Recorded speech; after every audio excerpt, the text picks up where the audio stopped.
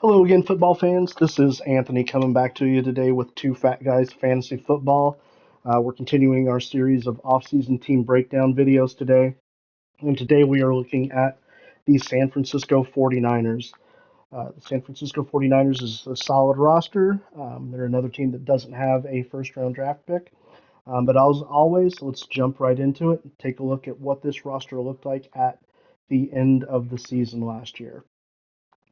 So this is a roster that was one of the most complete. It's one of the best rosters in the NFC. Unfortunately, it dealt with several injuries that may have uh, kept them from achieving their full potential. The biggest and most noticeable of that was the injury to both Trey Lance and Jimmy Garoppolo. Um, Thrust Brock Purdy into the spotlight, Mr. Irrelevant, and uh, and then ultimately the injury to Brock Purdy, which completely derailed their game in the NFC Championship game. So, they played three quarters of that game without a healthy quarterback, and still somehow managed to keep it entertaining. But it's a roster that is got a nice mix of some aging veterans and some um, young players. It's a roster that I think is built to compete and win now. It's got a great group of offensive skill players and several guys that I uh, do have my eyes on for fantasy. Obviously, Christian McCaffrey came over and was acquired in the trade with the Carolina Panthers midseason, and he was nothing short of spectacular. He was everything that they expected from him when they brought him over, and comes into the season as one of the most, yeah, one of the most sought after running backs in fantasy. So um, as long as he can stay healthy, he can provide uh, championship level performance. In the wide receiver room, there's two guys that I like, both Debo Samuel and Brandon Ayuk. Debo Samuel is another one of those kind of chess piece players. They line him up all over the field, and he creates mismatch problems, and that's one of the nicest things about having him paired with McCaffrey. You can split McCaffrey out as a wide receiver. You can line Debo Samuel up in the backfield and get favorable matchups. So it's very hard to game plan against this offense because of the versatility of those two guys. So um, definitely another guy that's worth keeping an eye on in fantasy, depending on where you can get him. He absolutely brings um, winning potential. The name that I'm most interested, however, on this offense, shockingly, is Brandon Ayuk. I think Ayuk gives us the most upside. I think we have yet to see the best from Brandon Ayuk. Um, he is another versatile player, but he is more of a traditional wideout for this team, and I think he has the potential to really open it up this year and uh, be potentially a wide receiver one for you. So definitely a name to keep tabs on. But for this offense, he is incredibly useful. And then of course George Kittle. George Kittle is one of the best tight ends in fantasy. Last year he gave us top three, top four tight end performance depending on your format. Um, it might, even some formats top two. He's definitely a guy worth having around.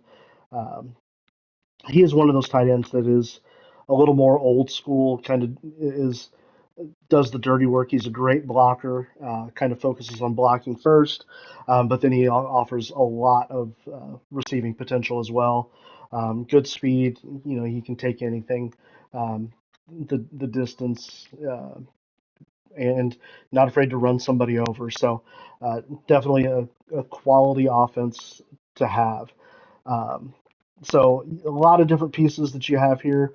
The rest of the running back room, Elijah Mitchell, and then they drafted Tyrion Davis Price. So have some depth there in case of a McCaffrey injury. They're still going to be, okay.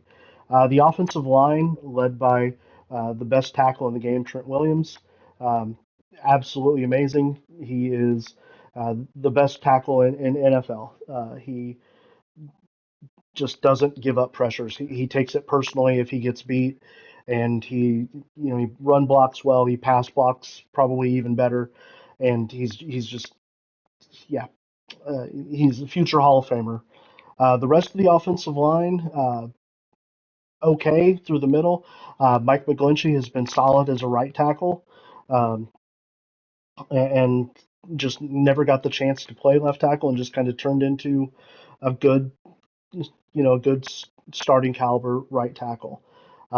So the offensive line is solid, if not spectacular, outside of Trent Williams.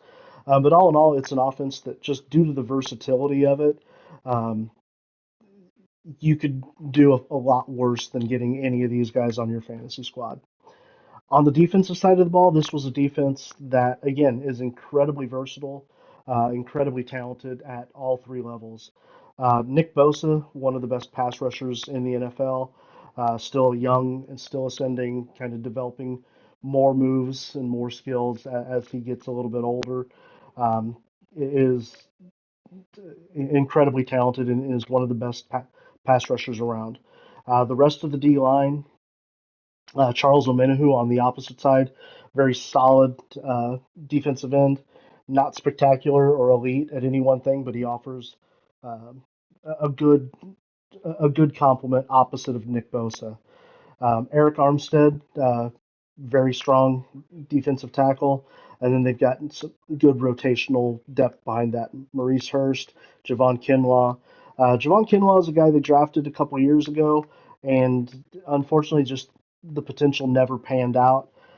So definitely a position that they might look to address here this year. So um, the linebackers, this was the best linebacker room in the NFL, bar none. Fred Warner, Drake Greenlaw, Aziz Al-Shir, three guys that can do everything. Fred Warner is the best middle linebacker in the game. He is a sideline to sideline guy. He is a true captain on the defense, makes every tackle. Um, he's great in coverage. He offers situational pass rush, very, very sudden in his movements, but a true leader, true captain on the defense, and one of the guys that can absolutely do everything. The best middle linebacker in the NFL, and I think that's without question. Like I said, Dre Greenlaw and Aziz Al-Shir, both two guys that work really well with Warner, and they cover the entire field. They make it incredibly hard on opposing offenses with their ability to cover the middle of the defense. In the safety room, Tashawn Gibson and Jimmy Ward have been outstanding. A name that has popped this year, Talanoa Hafanga, uh, is a guy that really came on strong, made a lot of plays for this team. He was a guy, when you watched the 49ers, you always seemed to see him around the ball. You always seemed to see him making plays. So he's a guy that they expect big things from, and continued development out of him. So uh, nice and solid in the safety room. Corners, they brought in Chardavius Ward to be their number one corner, and he absolutely lived up to that billing. He played extremely well, um, and I think he can continue to get even slightly better. So he played extremely well. Jason Verrett had a little bit of a career resurgence um, here in San Francisco, and then Emmanuel Mosley, three guys, and then the fourth corner, uh, Diomode Lenoir, young guy, still developing, made some good plays, got beat a couple of times, kind of in big situations, but he's a guy that I think that they like a fair bit, and if he can continue to develop, he is a guy that can really help the secondary quite a bit. But all in all, this is uh, one of the best rosters in the NFC for sure, if not the entire NFL. A lot of versatility on offense, a lot of capabilities of putting up points there, and a defense that honestly is capable of shutting anybody down. So a good, solid roster. We're in the conversation for Super Bowl contention for good reason. But let's take a look at what's gone on with this roster since the end of the uh, season and as the offseason program has continued. Um, so, uh, Obviously, the biggest thing here is Jimmy Garoppolo was a free agent and he is no longer on the roster. Um, so, on offense, the Jimmy G saga and era is over. Brock Purdy is still dealing with the recovery time from that injury.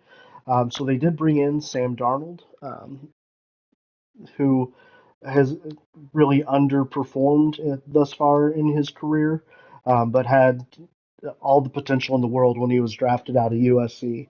I think the starter going into the season is set to be Trey Lance. Um, I'm excited to see what he could potentially do.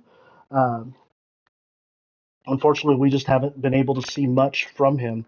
It's been several years since he's played uh, any any extent of meaningful football since before COVID, honestly. So it's a name that it'll be unique to see if he can actually develop and if he can get on the field and stay on the field. The 49ers have said pretty publicly that it is Brock Purdy's team when he's healthy. But unfortunately, it doesn't look like he's going to be healthy until uh, the preseason at the very least. He's not going to be able to participate in any of the offseason activities, which is going to kind of throw him back. It's going to give Trey Lance a chance to really take hold, and if he can take hold, I'd like to see him take that job and not look back. The rest of the skill players relatively unchanged. McCaffrey, Samuel, Ayuk, Elijah Mitchell, Tyrion Davis Price all the same there. George Kittle still the same there. Ray McLeod is still there as well. So a lot of the same names at the skill positions. So it's an offense that still offers all of that versatility. And if Trey Lance can be an effective runner and bring that development, bring that skill to the game, this is an offense that would be really, really hard to stop. The offensive line, we did lose Mike McGlinchey, so we do have a little bit of a hole at right tackle, currently slated to be filled by Matt Pryor. Not sure that that's the move that I would want to make moving forward into the start of the season, but that's where it's slated right now. So outside of Trent Williams, like I said, it's an okay group until you get to right tackle. So uh, tackle is definitely a spot where I expect them to look at in the draft, and I think they can do pretty well. It's a decent tackle class. I think they can get a starting caliber guy there.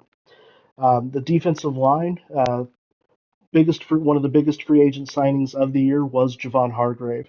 Javon Hargrave was brought in to be that dominant inside threat, similar to what Chris Jones does with the Kansas City Chiefs. And he showed that he could do that with the Eagles last year. So um, if he can come in and have that kind of an impact, this defensive line is absolutely terrifying because Eric Armstead is already solid, and then Nick Bosa, one of the best pass rushers. Omenahu was let go, but they did bring in Cleveland Farrell. Cleveland Farrell had incredibly high draft capital a few years ago. Never seemed to really develop into that kind of pass rusher that I think the Raiders were hoping for. But across from Nick Bosa, I think he can actually bring some versatility here. He's a good, strong guy. He's got decent speed. He's an okay pass rusher. He's a very similar type player to Omenahu, and I think we may see him actually show some signs of development this year across from Bosa. Uh, Al-Shaair was let go in free agency.